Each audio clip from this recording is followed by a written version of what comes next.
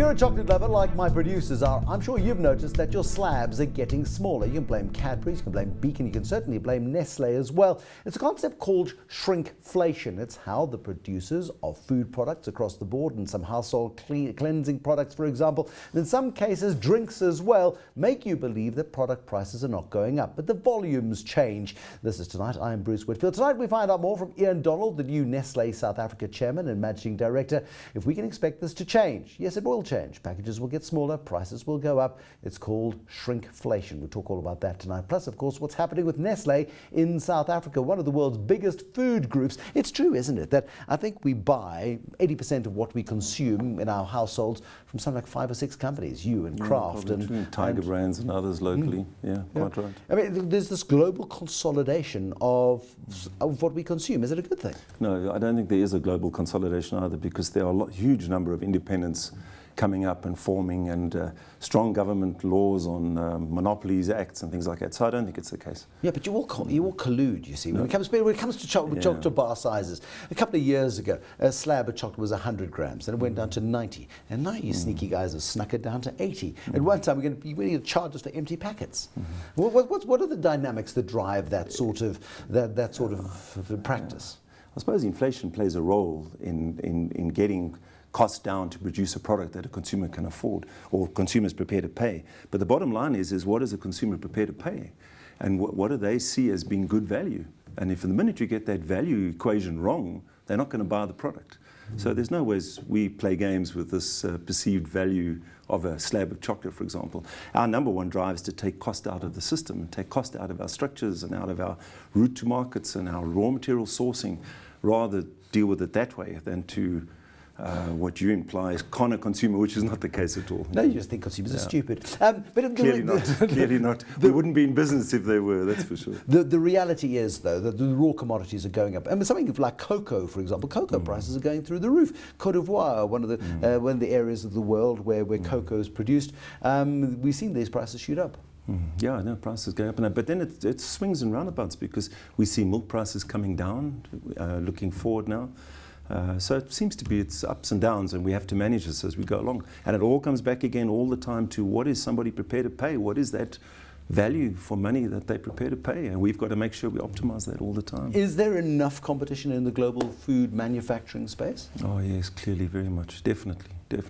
You have to say that, but what would justify it? No, but there is. I mean, if you talk about slabs, for example, there are 3 or 4 just in this country alone. I've only just got back. I've been away for 5 years. But if you take in this country, there are 3 or 4 major manufacturers of chocolate, and fighting each other tooth and nail for market share. And this is going on all over the world. This exists in coffee, in milk, in maize and cereals, everything. I think competition's actually getting much stronger, and the consumer's becoming more discerning, more demanding, more knowledgeable about what they want, what they're prepared to pay for. The issue of health is coming up exceptionally strongly. And how does the global food industry cope with that? Because so much of what is manufactured, you sat next to Tim Noakes on an aeroplane recently, and he lectured you on diet. Lots of what you guys manufacture falls outside the realms of what a Tim Noakes might recommend as being suitable for human consumption. Yes, I personally respect his approach and his views on this. Our approach is along similar lines, but the difference probably is to do with balance. So we're very conscious of portion size and balance, and what is a recommended daily intake of anything. And if consumers understand what they're consuming, and we control portion sizes and communicate that information properly, I think we'll achieve the same result. I think he's working on quite an extreme side of it. His is anti-diabetes. I mean, he's dealing with the crisis of obesity. Yeah, no sugar, no carbohydrates. The world is getting fatter, though. Is the food industry to blame? It is, unfortunately. Well, I suppose in some ways, I don't know if the food industry per se, but lack of knowledge is to blame. And also increasing disposable income, increasing lifestyles, emerging middle classes, without the knowledge. People are consuming more and more sugar. You talk to the sugar producers, and they just love LSM brackets moving up and up, because the first thing people tend to buy when they become a little wealthier is sugar. Sugar is one of the great luxury items of the world. Yeah, but I think this trend is changing too. We as companies, ourselves, I mean, we understand the importance of reducing sugar and having sugar at the correct level that is recommended by WHO codes and so on. And I think more and more consumers, as they're emerging into these high income levels, are understanding that they have to manage what they eat, have to balance their diets. Are consumer trends similar in the markets you've been in? 5 years ago, you started in Pakistan. You spent 3 years there. The last 2 years, you've been in the middle of the African continent, serving the DRC and Angola and countries like that. And now in South Africa, are the dynamics similar? Yeah, hugely different. If you take across these countries, Congo, Ethiopia, Angola, those kind of countries, the issue around if you're healthy means you're not sick. And if you can eat something, you're grateful that you've got something to eat. And many people are eating perhaps 1 meal a day, if they're lucky. And sharing a plate of food amongst 4 people, it's severe. So this whole discussion around sugar and obesity and all these things is just not heard of. It's so terribly first world, isn't it? I mean, and so terribly elitist almost. Well, it's The not luxury, elitist, it's having the luxury to be able to discuss the percentages of salt and sugar in food. Well, it's knowledge. It's knowledge, and I suppose it's a Maslow theory of hierarchy as well. Is that, you know, you've got the money to make the decisions and the knowledge to make the choices, but when you haven't, and you're living on less than $1 a day, and you're lucky if you can get a plate of maize and some gravy or something on the plate and 1 green vegetable, a spinach or something, you're very grateful, and there's no ways you're having any discussions around some of these things. But in fact, then those people are not suffering from obesity, obviously. They're suffering from severe malnutrition and severe stunting. It's one of the reasons why we work quite hard on fortification of products. Because iron and some of these deficiencies are very severe. Very severe. You're looking to spend 2 billion rand in South Africa developing the South African business of Nestle. What does that 2 billion rand buy you in South Africa in 2014, 2015? A large portion of it is going into the upgrading of the capacity of the coffee plant in Escourt, which is important for us. And then the intention is to get that coffee plant to become a hub of coffee supply for sub-Saharan Africa. At the moment, if you take where I've been now in Kenya and those countries, we are buying coffee from Ethiopia and Kenya, moving it to Europe, converting it, and then bringing it back again. It's beneficiation. It's all about beneficiation. We don't, and the African continent doesn't do enough of its own. No, this is a big problem, and the way the continent's going at the moment is to do with oil and minerals. It has to get back into agriculture and production. And create jobs and lift quality of life that way. And unfortunately, that's one of the problems we have in this African area that I've been in, is that we have to import almost everything because there's not much local.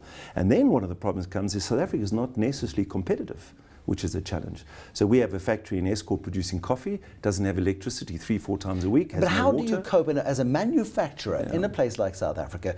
At what point do you draw a line and say, you know what, we'll just import the stuff. We'll just go and we'll import some Dutch coffee and we'll put a label on it and we'll sell it at an imported price? I think some companies could take that route quite easily. We've taken a different view. We've been here 100 years already. Our plan is to be here another 100 years. We take a different view. We've engaged with government very strongly on this municipal activity. We work with the Escourt municipality, for example, on solutions, on skill development, things like this. So our intention is to get through it. If we all step out of rural towns, Escourt, Potchefstroom, Babelegi, can you imagine what would happen? I mean, rural South Africa is in dire straits. We sit in Santa in a bubble we don't of, see of the prosperity. Reality.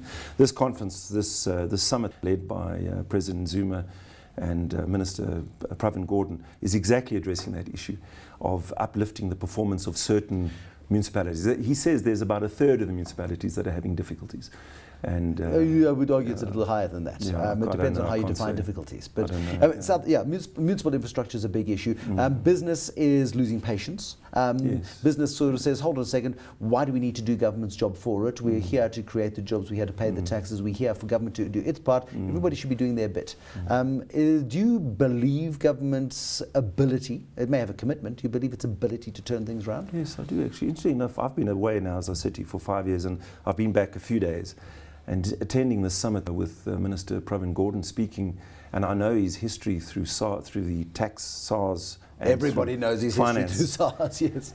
And he laid down a number of steps and directions that he's going to take, and I would respect completely that he will deliver on this. It may take, 2 years, 3 years, 5 years, I'm not sure how long it takes. How many people do you employ in South Africa right now as Nestle? Just under 4,000. Does that number grow or does it shrink in 5 years?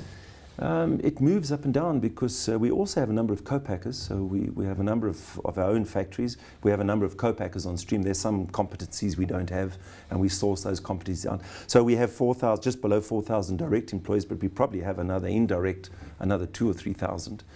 It moves up and down. It depends. I would like to think it'll grow, because when we start, if we can become competitive and overcome some of these issues of not being competitive and not being reliable because of electricity and water and productivity levels, if we can overcome those things correctly and become a strong competitive exporter to these countries north of us, we will need to invest in people. Mark Kilifani, Chief Executive of Anglo-American, maintains, and he uses the word productivity because he's Australian. But he says South Africa's biggest threat to the sustainability of South Africa as an economically viable society is our lack of productivity.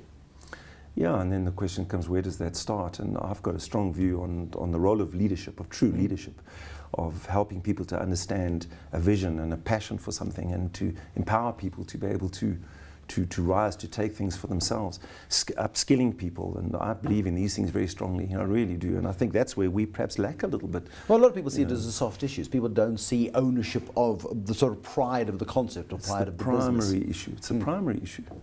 You know, you can lay down all the rules you like, but if people don't have a reason to get up in the morning and go and do a job or a cause with a purpose, you know, what's the point? I've been with Nestle a long time, and every day I've got up, and every day, including in Afghanistan, I've gone to work thinking to myself, I can make a difference today.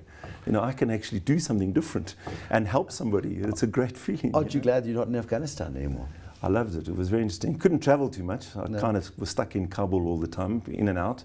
But it's a good business for us, and they've also trying to sort out their problems and trying to overcome issues, and it was a good experience. But it's about commitment. It's not only about a commitment; it's about the capacity to make the difference. Yes, you look at your job. You might be in this job for the next 3, 4, maybe 5 years as the managing director in South Africa. Are you wholly optimistic? Are you more optimistic than you were 5 years ago when you went off in your travels? You've seen other stuff going on. No, I'm very optimistic, because I know that we can make a difference. You know, when you're talking about basic nutrition and enhancing the quality of someone's life through basic nutrition, affordable nutrition, I know we can make a difference. And we are already. This is happening already. And I know that I can play a role in this and make a difference myself. You know, it's a passion that I have. Ian Donald, we'll leave it there. Welcome back. Nice to see you. Ian Donald, the new Nestle South Africa Chairman and Managing Director, 2 jobs. Thanks for watching. There'll be more tonight, tomorrow, as we tackle issues around the business world. Really interesting to learn more about Nestle South Africa. 2 billion rand in investment, and hopefully to grow the business. But productivity is absolutely at the core of the competitive edge that South Africa needs to develop in order to stay relevant. Good night and goodbye.